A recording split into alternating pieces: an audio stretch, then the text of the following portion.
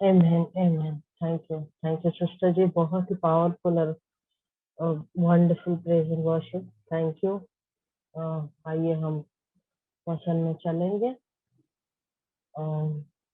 वचन में जाने से पहले एक छोटी सी प्रार्थना हम करेंगे और फिर हम वचन में जाएंगे। आज पास्टर आशीष नहीं जुड़ पाए हमारे साथ, क्योंकि वो किसी बाहर किसी जगह पर गए हैं, तो उनके लिए मुश्किल हो रहा था कि वो मैसेज शेयर करें। तो आइए हम छोटे से भाग को देखेंगे, छोटे से भाग पर हम मनन करेंगे और वचन में जाने से पहले हम प्रार्थना करेंगे। और तब तक शीला सिस्टर जी, जरा एक रिक्वेस्ट है आपसे कि ग्रुप में मैसेज स्टार्टेड ये मैसेज डाल देना by the time. Okay sister, okay sister. Okay, देखिए। हालेलुया। आइए हम प्रार्थना करें। Hallelujah, hallelujah, hallelujah, hallelujah. महान सामर्थी यीशु मसीह, तेरे नाम को हम लाखों लाखों लाखों धन्यवाद देते हैं।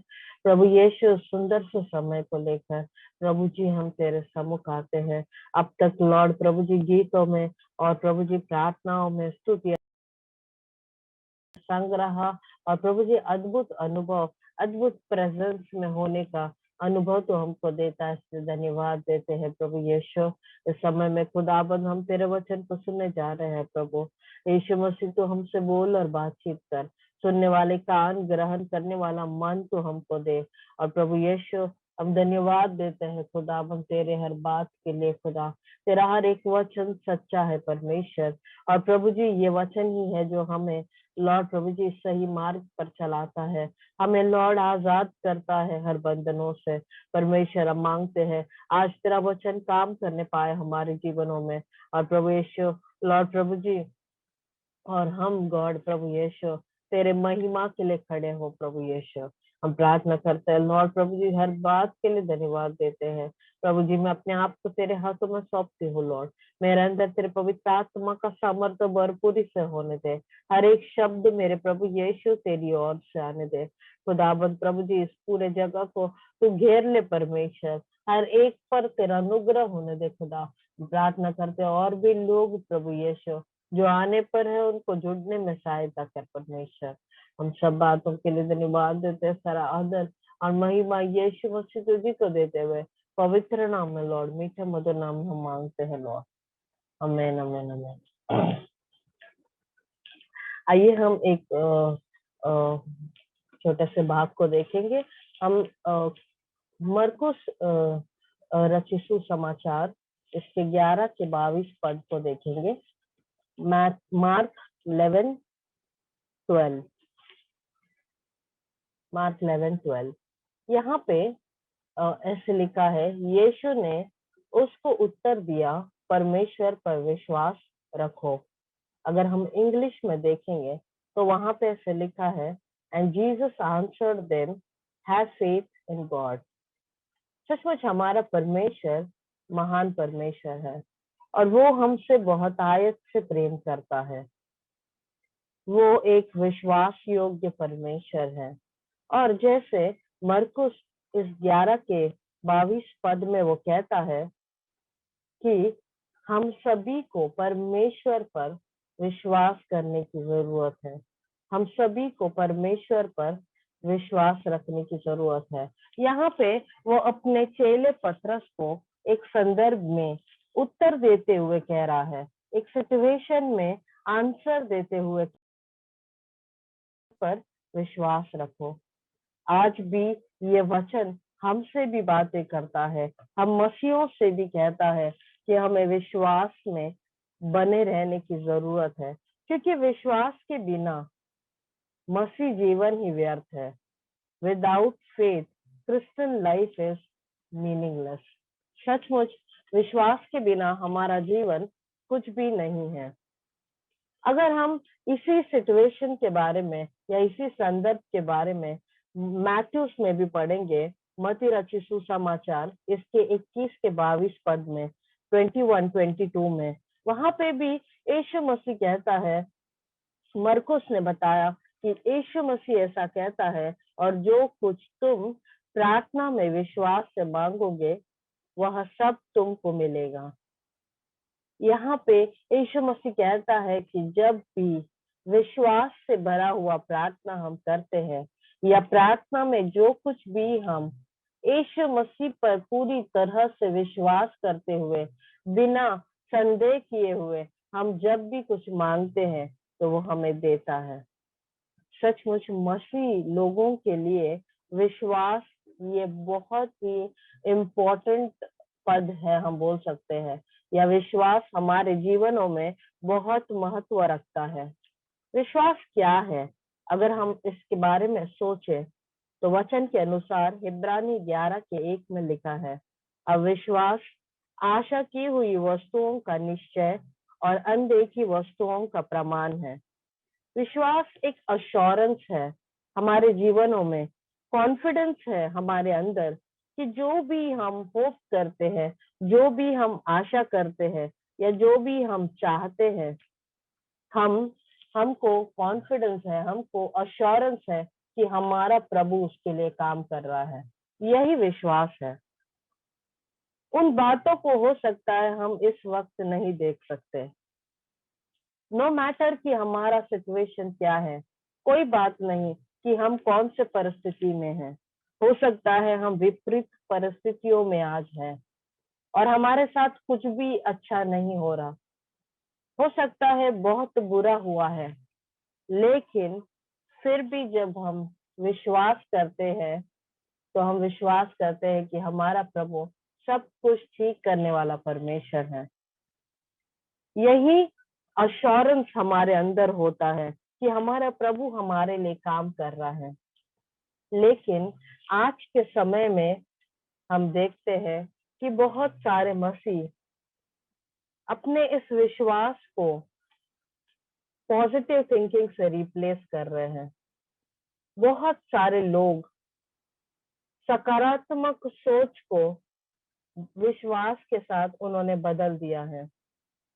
पॉजिटिव थिंकिंग अलग है और विश्वास अलग है। या हम बोल सकते हैं कि मसीह लोगों के जीवन में सकारात्मक सोच ने विश्वास की जगह ले ली है। पॉजिटिव थिंकिंग क्या है? अगर इस बारे में हम सोचे तो पॉजिटिव थिंकिंग एक एटीट्यूड है, एक प्रैक्टिस है, अच्छी बातों पर फोकस करने का प्रैक्टिस। जो भी परिस्थिति हो हमारे जीवन में, हम सिर्फ ये सोचते हैं कि नहीं, सब अच्छा होगा। लेकिन अगर हम इसके मीनिंग में भी जाए तो गूगल भी अगर हम करें पॉजिटिव थिंकिंग पे, उसके मीनिंग को ढूंढने की कोशिश करें तो क्लियरली इसका मीनिंग ऐसा आता है कि positive thinking is an attitude, it is the practice of focusing on the good in any given situation. It can have a big impact on your physical and mental health. That doesn't mean you ignore reality or make light of your problems. Positive thinking का problem क्या है पता है? कि हम हर परिस्थितियों में अच्छा तो सोचते हैं, लेकिन हमारे जो प्रेजेंट रियलिटी है उसको हम कहीं ना कहीं अनदेखा करते हैं। सिंपल मीनिंग में, अगर सिंपल लैंग्वेज में हम इसे सोचे तो हर परिस्थिति में सिर्फ और सिर्फ अच्छा सोचना, परिस्थिति जो भी हो हम उसके बारे में या उस विषय के बारे में हम अच्छा सोचना। आज मेरे विषय का जो विषय मैंने लिया है, फेथ वर्सेस पॉजिटिव थिंकिंग, उसका मुख्य उद्देश्य यही है कि मैं बताऊं कि सकारात्मक सोच से हमारी परिस्थितियां नहीं बदल सकती, पर परमेश्वर पर विश्वास करने से जरूर बदल सकती है। सकारात्मक सोचने से कई लोगों को ये लगता है कि पॉजिटिव थिंकिंग से हमारे सारे सिचुएशंस बदल जाएंगे, या हमारे सारे परेशानियों का हल मिल जाएगा, सारे परेशानियों का निवारण हो जाएगा। पर ऐसा नहीं होता। जब भी हम विश्वास करते हैं हमारे प्रभु यीशु मसीह पर, तब होता है हमारे समस्याओं का समाधान। हम भूल गए हैं कि हमारे समस्याओं का समाधान करने के लिए हमें घुटने पर बैठने की जरूरत है, हमें प्रार्थनाएं करने की जरूरत है। इस पॉजिटिव थिंकिंग के चलते कई बार हम प्रार्थना करना ही भूल गए हैं, क्योंकि हर परिस्थिति में तो हमें यही लगता है कि सब कुछ अच्छा होगा, सब कुछ ठीक हो जाएगा। लेकिन ठीक कब होगा? जब हम हमारे परमेश्वर पर विश्वास करेंगे और विश्वास से भरी हुई प्रार्थनाएं करेंगे, तब होगा हमारे समस्याओं का समाधान। आज कई मसीहों ने अपने प्रीचिंग्स को, अपने मैसेजेस को इस पॉजिटिव थिंकिंग से भर दिया है। वो यही कहते हैं कि हर समय अपने दिमाग में सोचो कि अच्छा होगा, प्रभु सब कुछ अच्छा करेगा, आपका बैंक बैलेंस भर जाएगा, आपका हेल्थ ठीक हो जाएगा। लेकिन सिर्फ सोचने से कुछ नहीं होता। बस यही मैं बताना चाहती हूँ कि सिर्फ वो सोचने से कुछ भी नहीं होगा। मैं पॉजिटिव थिंकिंग के विरोध में नहीं हूँ, सकारात्मक सोच के विरोध में मैं नहीं हूँ, लेकिन पॉजिटिव थिंकिंग जो है, सकारात्मक सोच जो है, वो विपरीत परिस्थितियों में सिर्फ और सिर्फ हमारे रवैये को बदलती है। पॉजिटिव थिंकिंग जो है वो हमारे एटीट्यूड को बूस्ट करती है। जो भी परिस्थिति हो हमारे सिचुएशन में, वो हमारे उस सिचुएशन को देखने का नजरिया बदलती है। पॉजिटिव थिंकिंग हमें हमारे डेस्टिनेशन तक नहीं पहुंचा सकती, वो हमें सिर्फ लीड करने में हेल्प करती है, हमारे डेस्टिनेशन के तरफ बढ़ने में हमारी मदद करती है, हमारे लक्ष्य की तरफ बढ़ने में हमें प्रोत्साहित करती है, एनकरेज करती है। लेकिन सिर्फ और सिर्फ पॉजिटिव थिंकिंग से हम अपने लक्ष्य को कभी प्राप्त नहीं कर पाएंगे। इसे हमें समझने की जरूरत है कि अगर हम चाहते हैं कि हमारे समस्याओं का समाधान हो, तो ये सिर्फ विश्वास की प्रार्थना के द्वारा ही संभव है। इसीलिए यीशु मसीह मत्ती रचित सुसमाचार के 21 के 22 पद में ये कहता है कि और जो कुछ तुम प्रार्थना में विश्वास से मांगोगे, वो वह सब तुमको मिलेगा। उसने ये नहीं कहा कि जो कुछ सकारात्मक सोचोगे तो आपको मिलेगा, नहीं। विश्वास से अगर हम प्रार्थना में मांगते हैं तो परमेश्वर हमें वो देता है। इस बात को हम बाइबल के एक कहानी के द्वारा समझने की कोशिश करेंगे। अगर हम सेकंड किंग्स में देखें तो वहां पे हम शूनेमीन की कहानी को देखते हैं। शूनेमीन को हम सब जानते हैं, उस भाग को हमने कई बार पढ़ा है। बाइबल के उस भाग पर कई बार हमने मेडिटेट भी किया होगा। शूनेमीन को हम सब जानते हैं। शूनेमीन वो स्त्री थी जो शूनेम की रहने वाली थी। सेकंड किंग्स के 4th चैप्टर में हम इसे देख सकते हैं। वो शूनेमीन की रहने वाली थी, एक बहुत ही कुलीन स्त्री। वहां पे ये बात लिखा हुआ है, वो एक कुलीन स्त्री थी, वेल्दी वुमन थी। और उसकी स्टोरी को हम जानते हैं कि जब एलिशा शूनेमीन गया तो एक दिन इस स्त्री ने, इस कुलीन स्त्री ने, इस वेल्दी वुमन ने उन्हें भोजन करने के लिए विवश किया, भोजन करने के लिए रिक्वेस्ट किया, उनके घर में खाना खाने के लिए उन्हें बुलाया और उन्हें बहुत ज्यादा रिक्वेस्ट किया, विनंती किया कि आप हमारे घर पे आइए और खाना खाइए, रोटी खाइए। और एलिशा वहां पे चला गया। और उसके बाद से जब भी एलिशा उस क्षेत्र में, उस शूनेम जब भी वो जाता तो वो जरूर उस स्त्री के यहाँ ठहरता, खाना खाता वहां पे।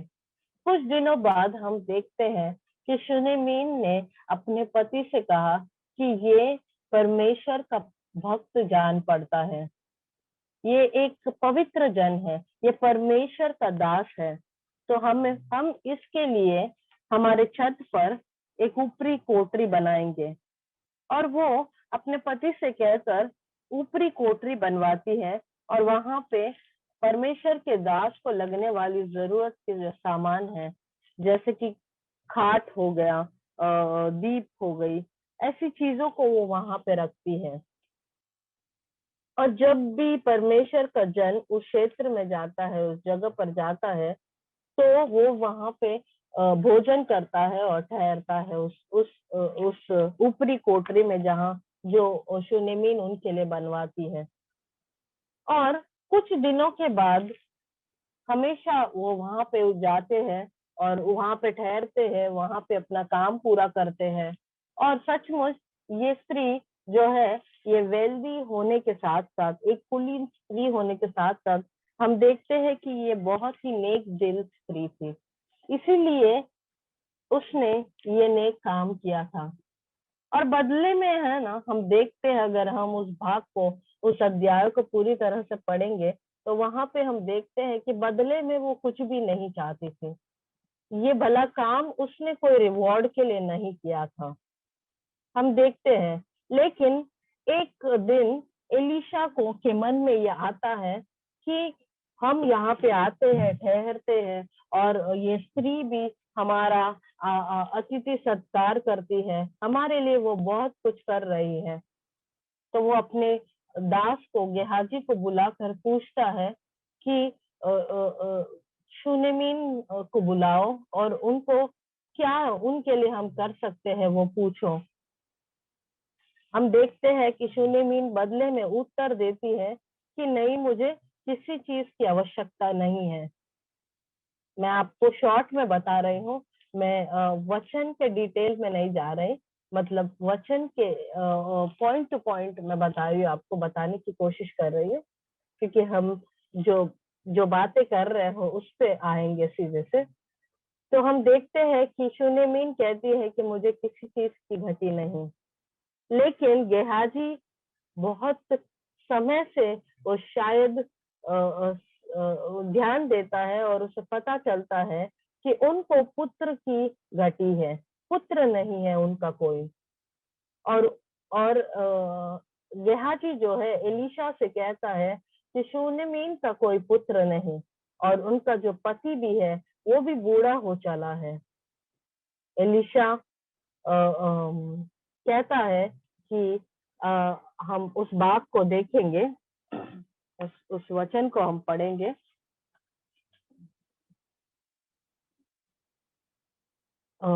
दूसरा राजा, आप में से कोई पढ़ना चाहे तो पढ़ सकते हैं। दूसरा राजा 4 के 16वें पद को, सेकेंड किंग्स 4:16 हम पढ़ेंगे।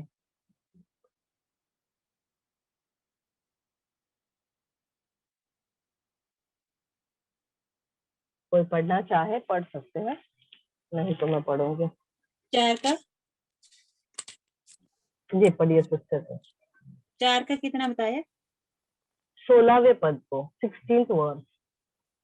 अच्छा। तब उसने कहा, बसंत ऋतु में दिन पूरे होने तक तू एक बेटा छाती से लगाएगी। स्त्री ने कहा, हे मेरे प्रभु, हे परमेश्वर के भक्त, ऐसा नहीं, अपनी दासी को धोखा ना दे। 16। जी जी, यहाँ पे जो एलिशा जो है कहता है कि वसंत ऋतु में दिन पूरे होने पर तू एक बेटा छाती से लगाएगी, मतलब एक बेटा जन्मेगी। लेकिन वो बदले में उत्तर देती है कि नहीं, मुझे धोखा मत दे, ऐसा नहीं हो सकता, क्योंकि वो जानती है कि उसका पति जो है वो बूढ़ा हो चला है। लेकिन फिर भी एलिशा के उस आशीर्वाद से, उस ब्लेसिंग से, वो वसंत ऋतु के समय में एक बेटा उसका होता है, बेटा उत्पन्न होता है। हम देखते हैं ये परमेश्वर जो है उसे रिवॉर्ड करता है जो अच्छा काम उसने किया है उसके लिए। वो मांगती नहीं है, वो डर जाती है जब एलिशा ऐसे कहता है, क्योंकि उसे ऐसा लगता है कि शायद परमेश्वर का दास मेरे होप्स एंड एक्सपेक्टेशंस को हाई कर रहा है। उसे विश्वास नहीं होता कि ऐसा हो सकता है, लेकिन वो देखती है कि एलिशा के ब्लेसिंग्स के कारण उसका एक बेटा उत्पन्न होता है। लेकिन आगे हम देखें तो कुछ दिनों के बाद जब बेटा थोड़ा बड़ा हो जाता है और एक दिन वो अपने पिता के साथ उसके काम पर या उसके उस फील्ड पर चले जाता है, और वहां पे अचानक से उसके सिर में बहुत दर्द होता है और पिता जो है उस बेटे को अपने एक सेवक के हाथ में देकर उसके माँ के पास भेज देते हैं। और हम देखते हैं कि उसकी माँ उसे लेकर बैठती है, पर दोपहर होने तक वो बेटा मर जाता है। बहुत ही दुखद घटना है ये, बहुत ही दुखद घटना, क्योंकि वो उस स्त्री ने इस बेटे की इच्छा कभी भी नहीं की, लेकिन फिर भी परमेश्वर ने उसे इस बेटे को दिया।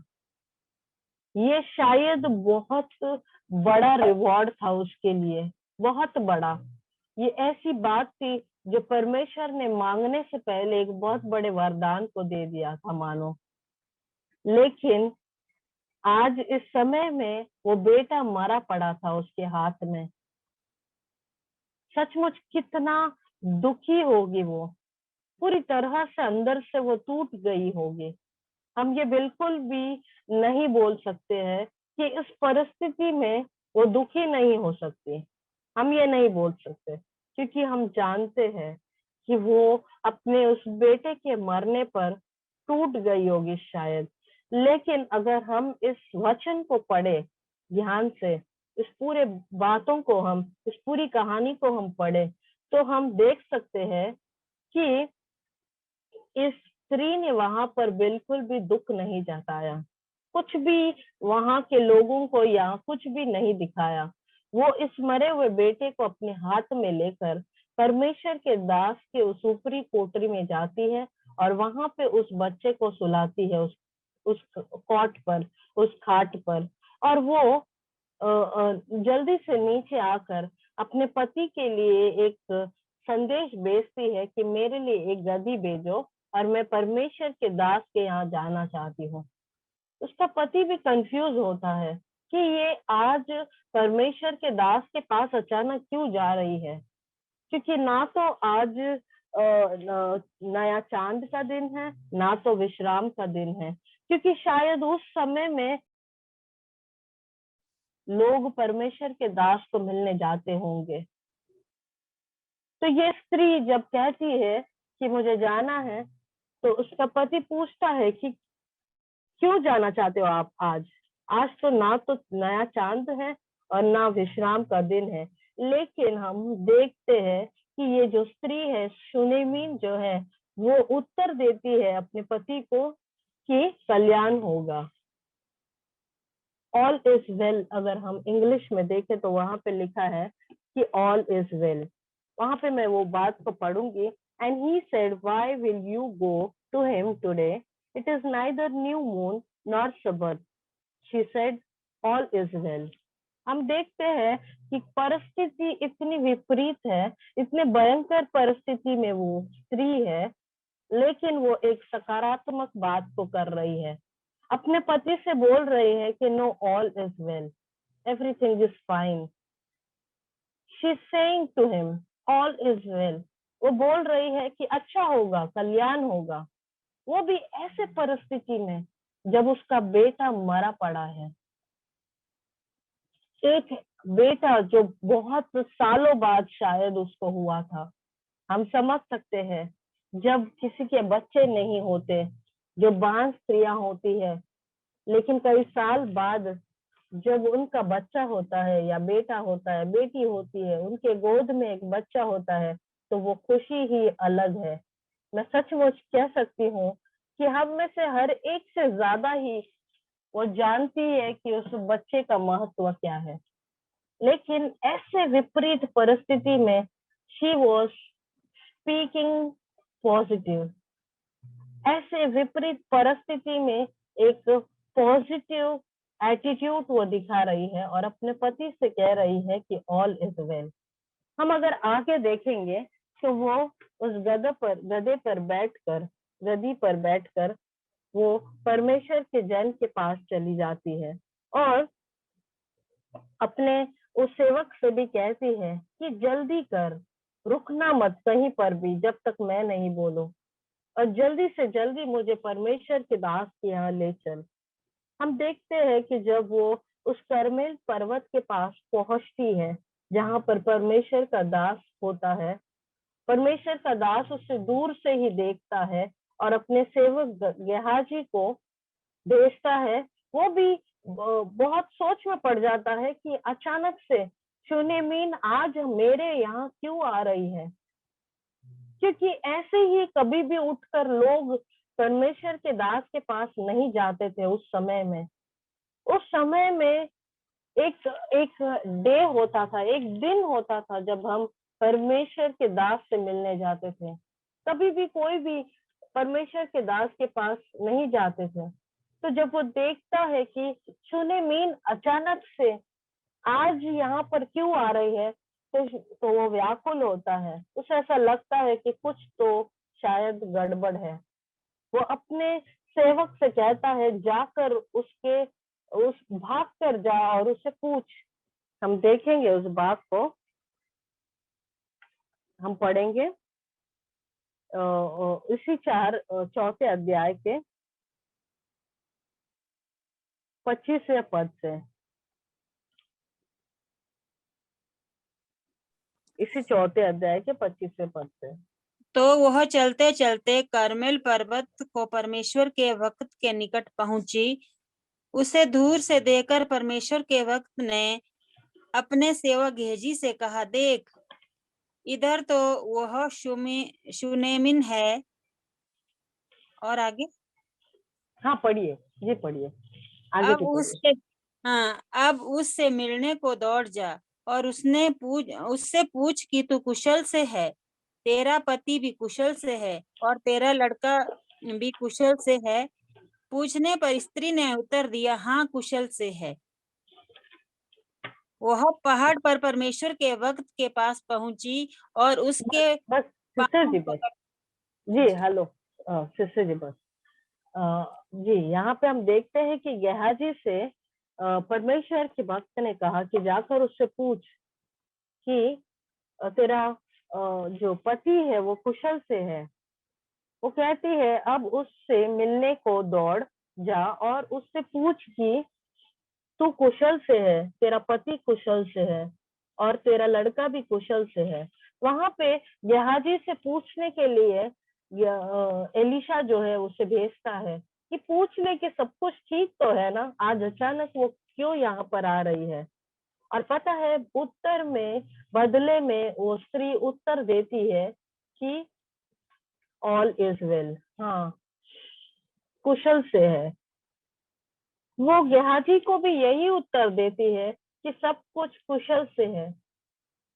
सचमुच ऐसे विपरीत परिस्थिति में, ऐसे भयंकर परिस्थिति में वो परमेश्वर के दास के पास पहुंचते पहुंचते भी यही बात कह रही है कि सब कुछ कुशल से है।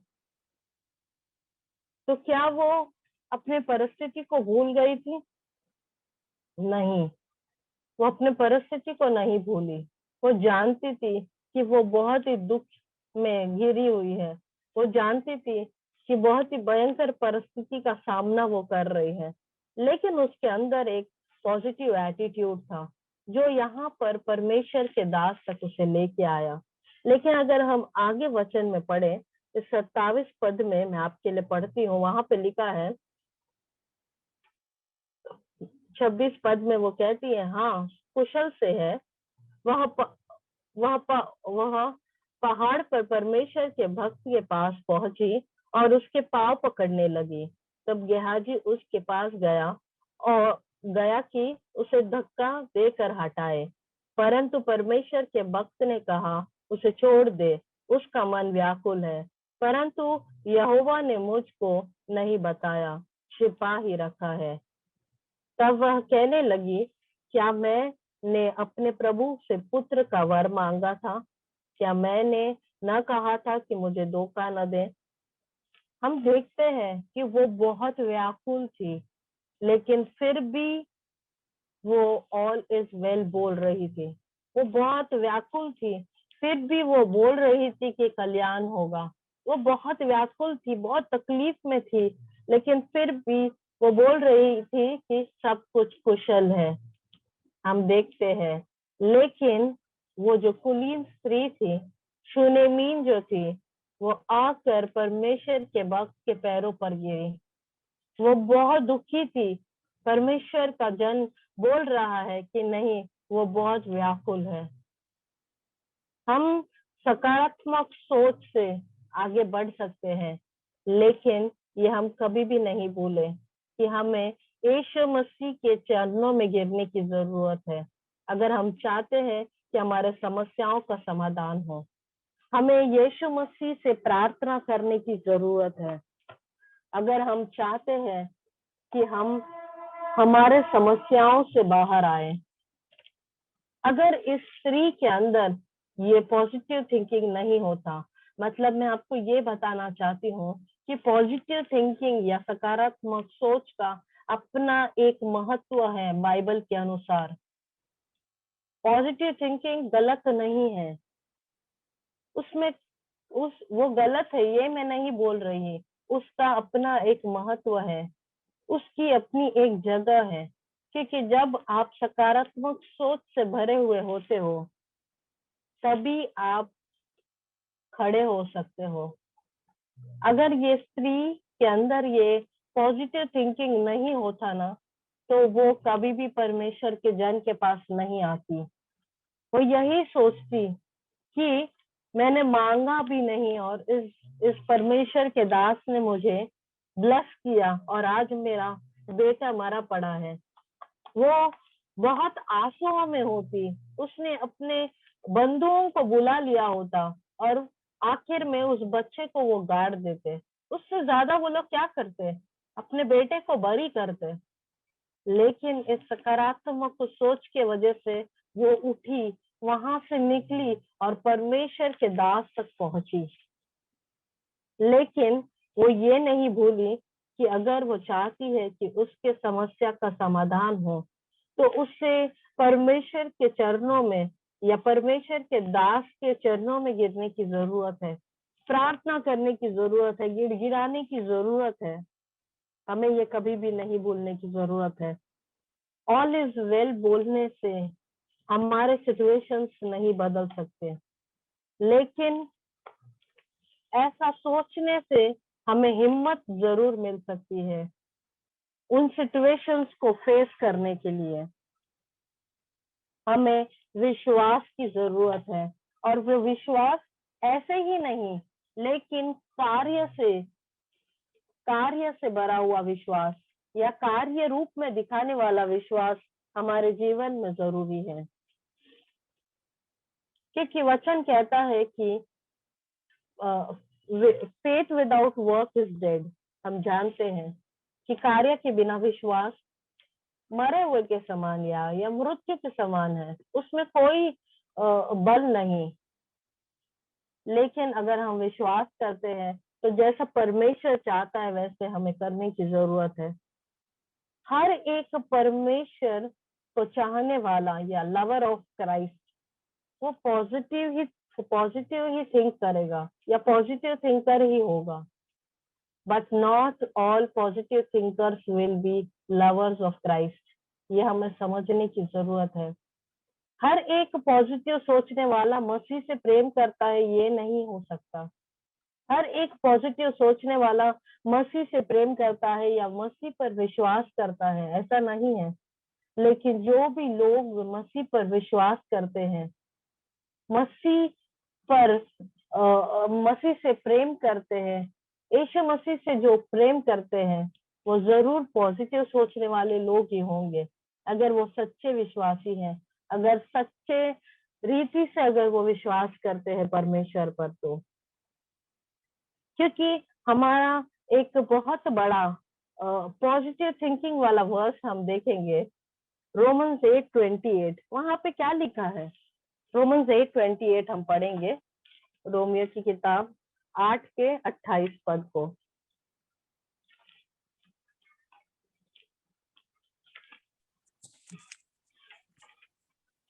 हम जानते हैं कि जो लोग परमेश्वर से प्रेम रखते हैं उनके लिए सब बातें मिलकर भलाई ही को उत्पन्न करती है, अर्थात उन्हीं के लिए जो उसकी इच्छा के अनुसार बुलाए हुए हैं। आमीन। जो भी लोग परमेश्वर से प्रेम करते हैं वो जानते हैं कि हर परिस्थिति भलाई को ही उत्पन्न करेगी।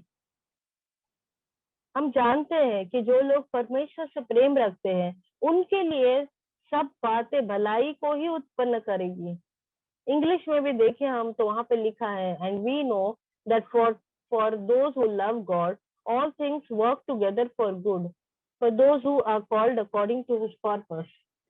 हम देखते हैं कि जो भी मसीह से प्रेम करते हैं वो यही सोचेंगे और वैसा ही उनके लिए होगा।